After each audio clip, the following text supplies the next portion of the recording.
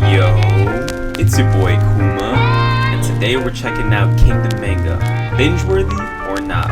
Let's get into it. First, we gotta hit up characters. The protagonist Shin is a wild one. He's a tenacious and straightforward orphan whose goal, along with his friend Hyo, is to be the greatest general under the heavens.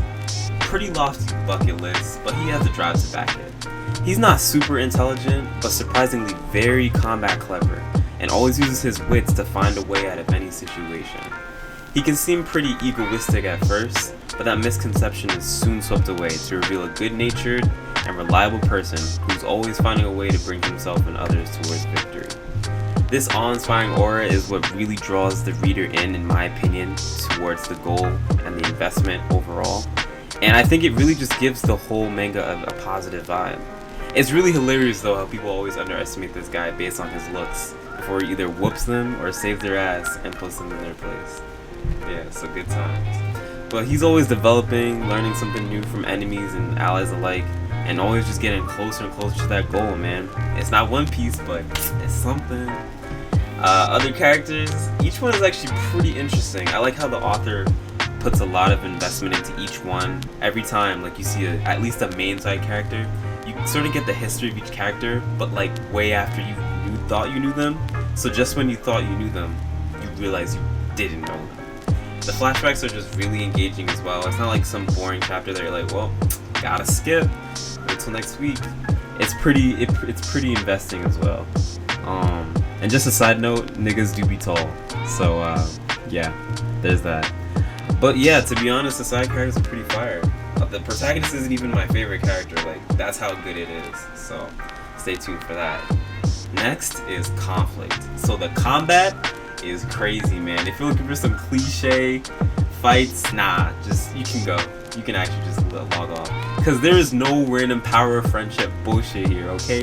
None of that fairy tale crap.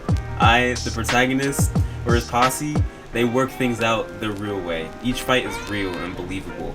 Like, it's rarely even a fight about brute strength. There's tactics, strategies, environmental conditions to play out, and sometimes most importantly, luck. It's a very war-ridden place, and a lot of things happen. Shit gets dicey. And probably what I like the most about fights are that the author is just not afraid to let people die. Like, fuck plot armor. You will see main characters dying, and it's a refreshing breath of air. Every time someone dies, I'm just like, wish I could get more of this. But the unforeseen dilemmas are always arising. There's always dicey situations, but it's interesting to see how logical solutions are brought about, and you know, there's not this BS last minute save from some random person. So always interesting and suspenseful and entertaining to watch. I like to read rather. The dialogues during war are crazy too.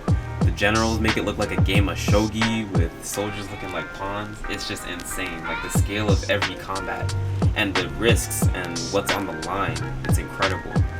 Even the political conflict, I thought that would be boring. Not even. It's just as good as the wars, because what you have going on inside of the gates, you got assassinations, you got people grabbing for power, and it's just like everyone has their own motive, but they're all reaching for the same thing, and that's just more control. And it just puts you even more invested into the whole manga as a whole. And finally, last but definitely not least, is the end goal, man. It's not something that necessarily seems that far off. Like, we're not talking One Piece 20 years, okay? It's been some years, but we're not going One Piece. But it's not easy to achieve either. So you definitely see something to look forward to for a decent amount of time. And it's also interesting because the wars are loosely following Chinese history. So, you know, I guess you could be a history buff after this. But definitely many ways to go about executing the path towards the end goal, all of which are bound to come with a bunch of dynamic fights and another shit that's coming with it. But yeah, overall, it's a pretty bomb manga. If you're looking for something to binge during quarantine, then this is it. So it's been your boy Kuma. Hope you enjoyed the video. Like, subscribe, and stay frosty.